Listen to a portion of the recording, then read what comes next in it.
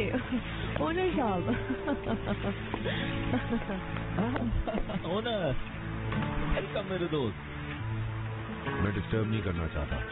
Good night. Owner come on.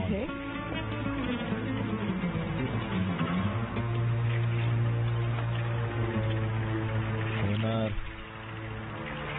अरे तुम क्यों टेंशन ले रहे हो? चलो ना, चलो आ जाओ ना। आ जाओ।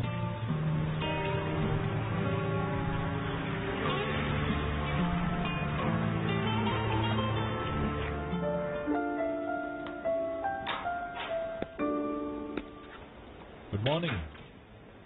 Good morning. तुम जल्दी आ गए। क्या बात है, हर सुबह तो हम लोग इस वक्त होते हैं ना ऑफिस में। करीम मेरे दोस्त, जफर को ये बात बुरी लग सकती है। क्यों?